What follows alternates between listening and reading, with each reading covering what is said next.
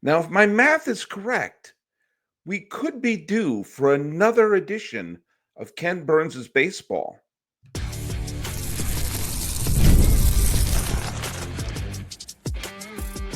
You are Locked On MLB, your daily MLB podcast, part of the Locked On Podcast Network, your team every day. Hello, baseball fans. Welcome to Locked On MLB, part of the Locked On Podcast Network, where it's your team every day. This is the daily podcast. We talk about all of Major League Baseball. I am your host, Paul Francis Sullivan. Please call me Sully. Today's episode is brought to you by FanDuel. Super Bowl 59 is here, and there's no better way to make every play more exciting than with FanDuel Sportsbook. New customers can bet just $5, and if you win, you'll score $200 in bonus bets. Download the app or head to FanDuel.com to get started. Follow us at Locked On MLB. Is it Locked On MLB Pods? That's right. On Twitter or whatever it's called now, and on the Instagrams. I'm your pal Sully. I'm at Sully Baseball Podcast on Instagram. I'm on something called Blue Sky about once every 45 days. The best way to send me any message is, and if you're just listening, you can't see what I'm pointing down, on the YouTubes. Please subscribe to the YouTubes where we are at Locked On MLB. I read the comments. I read them. I cherish them. And someone actually did write to me saying, it's just YouTube, not the YouTubes. Yes, I'm getting old. My hair is getting gray, but I'm saying that for humor. I am a big fan of Ken Burns, not just Ken Burns baseball. I was a freshman in college at New York University when the Civil War series with Ken Burns first appeared on PBS, and it absolutely floored me. And I had watched some of his earlier films, including his brilliant thing he did on the Statue of Liberty. And he's done wonderful, wonderful things. Now, look not everything that he's made a film about I've had a lot of interest in. I don't really care about jazz music, and I don't really care about country music. But he did. I'm sure if I loved jazz or country, I would love those things. He did a thing called The War, which was about basically World War I into World War II, which was fantastic. He did some shorter things, like a fabulous documentary he did on the Lewis and Clark expedition and on Thomas Jefferson. I love his style, and I love the films he did. But my college life was bookended by the Civil War by Ken Burns. Came out when I was a freshman, and Ken Burns' baseball came out when I graduated, and it came out at the ideal time because there was a baseball strike. In 1994, the strike wiped out the World Series and the playoffs. I was in New York at the time, and I remember watching this with my cousin Dave. We were both rabid baseball fans, missing baseball a lot, and I ate this up. And for Christmas, I got the VHS version of it. I wore those tapes to the ground. I now have the DVD. And yes, by the way, this is just a statement of me. I like owning physical media. I like having DVDs, especially for something I watch a lot. I buy it. I don't stream this stuff because I don't want them to take it away from me. And I don't know how the money goes to them on streaming, but I know if you own the physical media, this never goes away. And I watch these DVDs a lot. And to me, it was a fabulous journey. The innings 1 through 9, where they went through the history. The great John Thorne was a talking head during a lot of episode 1, the history of baseball from its kind of cloudy beginnings and the complete BS of the mythology of Abner Doubleday, which has nothing to do with reality, the growth progression of the game. And by, then the 1910s, 1900s, 1910s, 20s, 30s, 40s, there's Buck O'Neill talked about the Negro Leagues. You had interviews with people like Mickey Mantle and Billy Crystal and Gerald Early and Ted Williams and Bob Costas and Just so many amazing. It's just a wonderful 9-part documentary that came out in 1994 that I just could not get in my brain fast enough. And then, it was wildly successful. And then in 2010, about what was it? About 16 years later, he did the 10th inning. And the 10th inning basically caught us up. They went through the strike of 94. They went through the rise of the Braves. They went through the rise of the Joe Torre Yankees, the steroid era, the Sosa McGuire chase, the Bonds, the legacy of Barry Bonds, the back-to-back ALCS between the Red Sox and Yankees, and the Aaron Boone homer, and the Red Sox finally winning it all. And it was great. It was great. Well, if I got my math correct, we should be due for a new edition. We should be due for a new edition for the next decade and a half in what would be the 11th inning. I have no idea if Ken Burns is doing this, if any representative of Ken Burns is out there, and Mr. Burns, not Montgomery Burns, but Mr. Burns would love to be on the show. I would love it. And far be it from me to tell Ken Burns how to make a documentary. I do have an Emmy nomination, that is true, but Ken Burns nearly has a damn EGOT, so I don't think I can really, tell him what to do. But what I decided to do in today's episode is go through some of the topics that have taken place since this one. The last one basically ended in 2009. And they made a big deal in 2009 about how the San Francisco Giants had never won the World Series. Kind of like in the original edition, they had made a big deal about how George Steinbrenner had ruined the Yankees and they couldn't make the playoffs on the eve of the explosion of playoff championships by the Yankees of the late 90s and the explosion of championships by the Giants.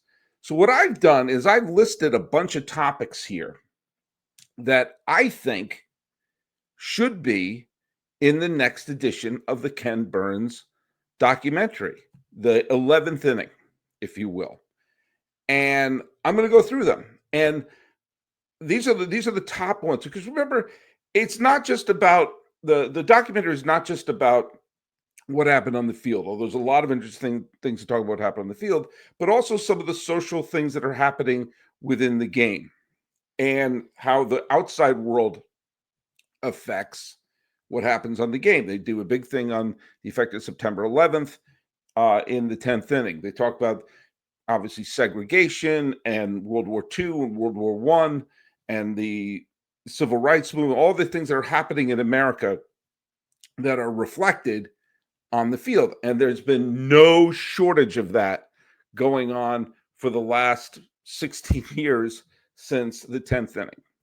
And so when we come back, I'm going to go through my list of the topics that I would love to see in Ken Burns's, assuming that he's going to do this, next edition of baseball.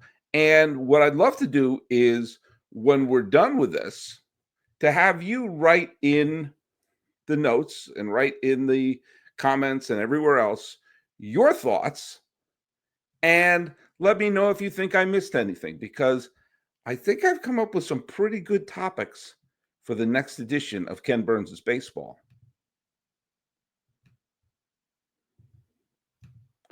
Hey, Super Bowl 59 is here. It is Kansas City, surprise, versus Philadelphia. Wasn't it Kansas City versus Philadelphia a few years ago? It's always the same teams in baseball. But you got one game, you got those two teams, you have endless possibilities in terms of things you can bet on, not in terms of results of the game, because it's either going to be Kansas City or Philadelphia. The Chargers aren't going to run onto the field. Although I bet you can go to FanDuel and throw a bet onto, I bet that the Chargers are going to run on the field and actually win the game. There's no better way to make every play more exciting than with FanDuel Sportsbook, whether it's predicting the first touchdown, calling the MVP, or wondering if the Chargers are going to run on the field. FanDuel makes it easy to get in on the action with live betting all game long. You can adjust your bets as the game unfolds and feel the thrill from the kickoff to the final whistle. The live betting feature lets you stay involved no matter what happens on the field, and the app is super easy to navigate. Plus, knowing that you can place a $5 bet and potentially win $200 in bonus bets for the Super Bowl, that's like icing on the cake. So download the app or head on over to FanDuel.com to get started. Just bet your $5. If you win, you'll score $200 in bonus bets. That's FanDuel.com. Bet with FanDuel. It's an official sportsbook partner of Super Bowl 59.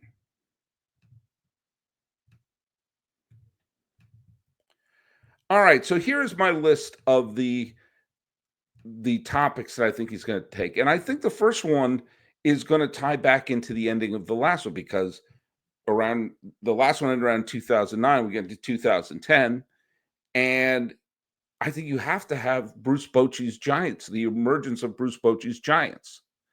That the franchise that had Willie Mays and Barry Bonds and Gaylord Perry and Juan Marichal and Will Clark and all these great stars never could win the World Series. And then out of the blue in 2010, they win on the strength of Bruce Bochy's managing and Tim Lincecum's arm and a really eccentric team with a bullpen led by Brian Wilson, and you had Buster Posey.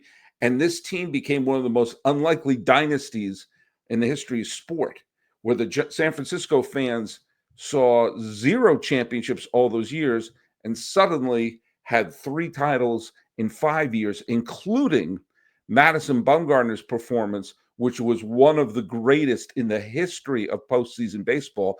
I would argue it's top 5, especially when you consider he had that super high level of excellence over 4 different rounds of the postseason, and coming out of the bullpen to throw the final 5 innings and securing the Giants dynasty. I think that's one big part of it. A lot of times they cover some of the great events and the great World Series.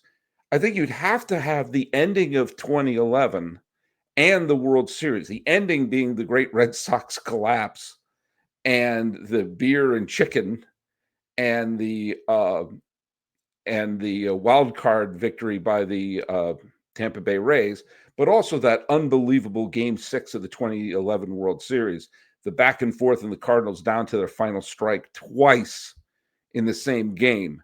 That has to be on there. But I mentioned the Red Sox collapse in 2011. I think that has to fold into the next big event. And one of the specialties of when Ken Burns does his special is when there is a big event that happens outside of the world of baseball and somehow baseball responds to it. And I can't think of a better example of that than the Boston Marathon bombing in 2013, and that turning into the Boston Strong World Championship for the Red Sox, right down to the cop jumping up and down, and this is our effing city. And remember, you looking back at that, remember the Red Sox collapsed in 2011. And the 2012 year, the Bobby Valentine year, the Red Sox were horrible. And they were not supposed to be good in 2013. The Tigers were supposed to be the team. And the A's, who had a surprise division title in 2012, were the best team in the West. So that 2013 year was not supposed to be a year where the Red Sox had anything to do with winning piddly-poo that year. And to have them be the one winning the World Series with that strange team that they had with the Beards and Big Papi doing everything in that World Series and doing it to honor what had happened on Patriots Day, that has to be on there. That absolutely has to be on there. Now, avert your eyes. You have to have the Cubs and Cleveland in the World Series. That has to be there. That having the Cubs finally making back to the World Series, facing Cleveland, and the two teams with the most tortured fan bases in baseball at that time colliding, and then having that epic final game with the Indians come back, the rain falling, just draining it out to the final pitch, the final at bat.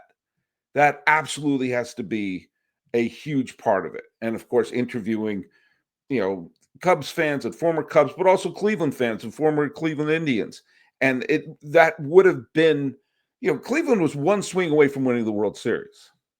If Jason Kipnis, who had a deep drive that hooked foul, if that didn't hook foul, probably would have only been a double, but still, Cleveland could have won the World Series with a home run off of Aroldis Chapman.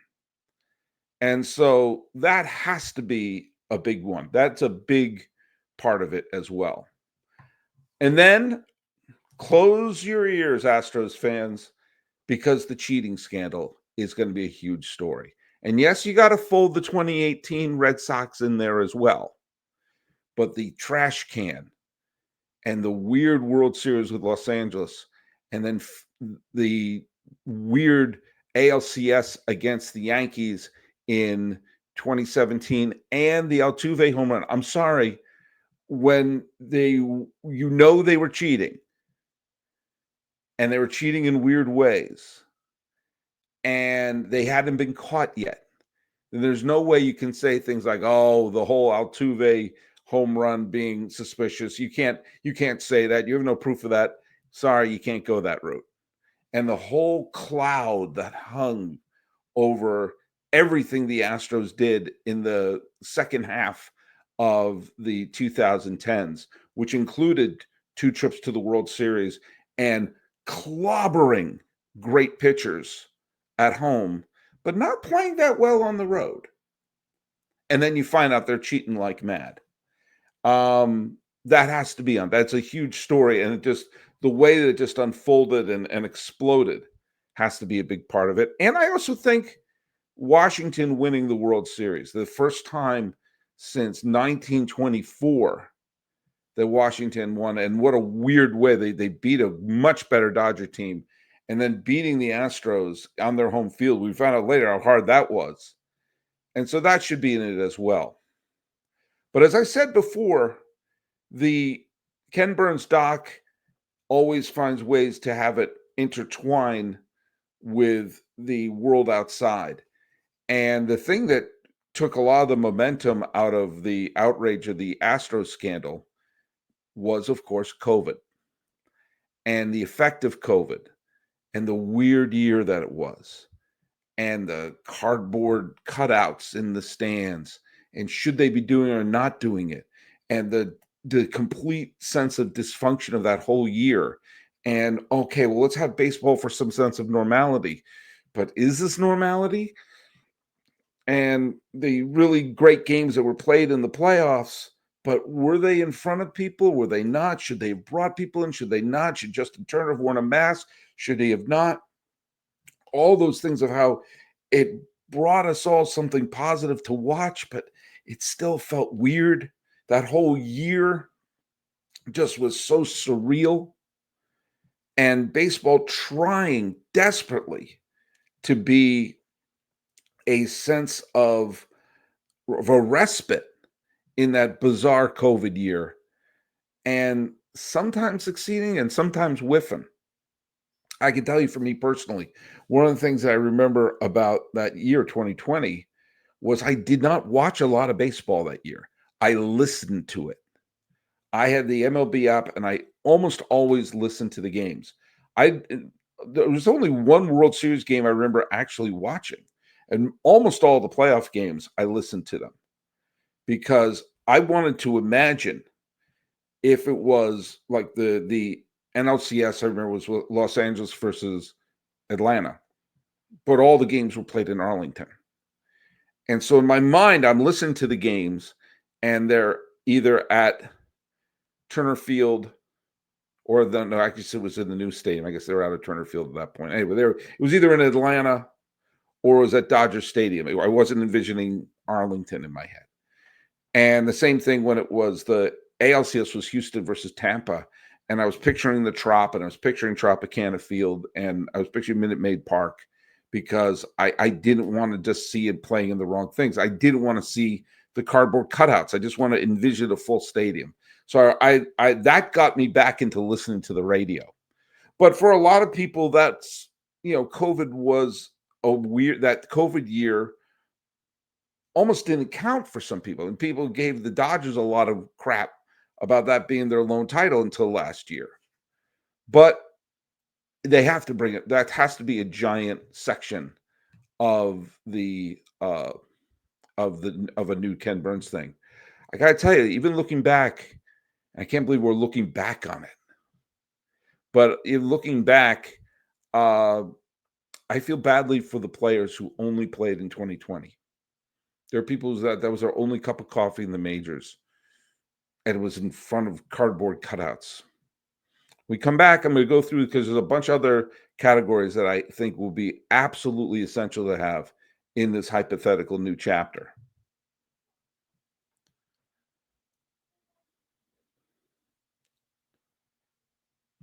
Lest we forget, there was a lockout in 2021. Now, fortunately, cooler heads prevailed. I mean, in 2022. Fortunately, the cooler heads prevailed, and it was a minimal interruption of the season, and that to me is something to bring up, as well as the expansion of the playoffs. Because remember, when the last Ken Burns special was on, there was no there was no wild card game yet. So that playoff expansion, which allowed some new teams to get into the postseason, some into the World Series, was a big story. The lockout should be in there as well. Sometimes bringing up some of the deaths of the big figures in baseball, including the death of Henry Aaron and the death of Willie Mays this year, should be brought in there. The rise of the World Baseball Classic, I think, should go in, including the showdown of Ohtani versus Trout, because that World Baseball Classic, I think, was really the first time baseball fans were really paying attention to it. I know it was the first time I really gave a damn about it, because the first bunch of times they did it, I thought it was a joke. I thought they were like spring training games, and only teams like the Japanese team and the Korean team and the Cuban team seemed to care about it, and everyone else was like, all right, we're getting our work in, but the real series is coming up. And the World Baseball Classic that ended with Trout versus Ohtani, to me, I think was the first time we saw like, oh, this is what it could be like. And it was a lot of fun.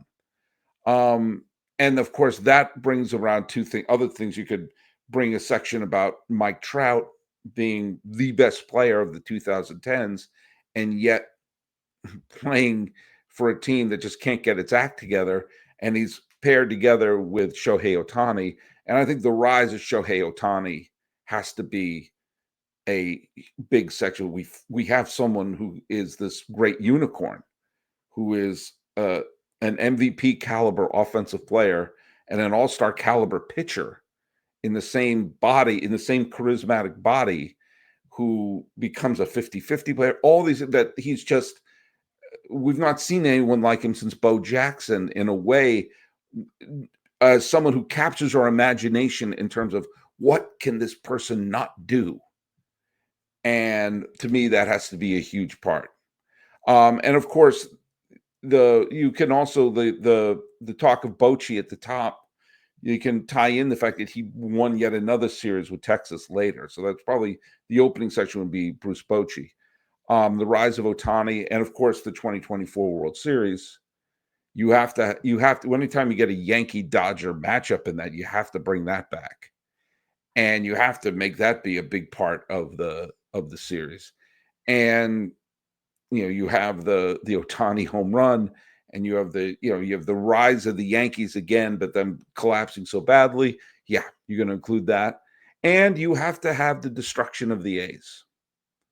You have to have that this once proud franchise that had several pockets of great success in Oakland being deliberately destroyed by greed, by dishonesty, and by everything wrong with the game. And the breaking down of the deliberate destruction of the Oakland A's has to be a part of the series as well. This hypothetical new chapter. So yeah, I mean, that's the review. I'm sure there'll be other stories in there as well, but those would be to me the main topics that I think you should hit in probably a 2-part 11th inning. So I have the Bochy years, the 2011 World Series, the Boston bombing World Series, the 2016 Cubs Cleveland series, the Astros cheating scandal, Washington winning, COVID, the lockout, the death of Henry Aaron, the death of Willie Mays, the World Baseball Classic, Trout versus Ohtani, the rise of Shohei Ohtani, the 2024 World Series, and the destruction of the Oakland A's, I think should be the big topics those are the big topics that have happened in baseball since the last Ken Burns.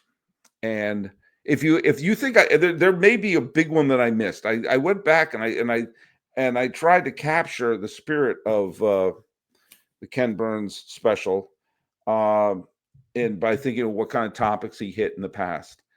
And Mr. Ken Burns, if you want to bring me on as a consultant, I'm available. As I said, I have an Emmy nomination for my trouble based on my public television work in San Francisco. PBS. This was done on PBS. Look at that. We're on the same team.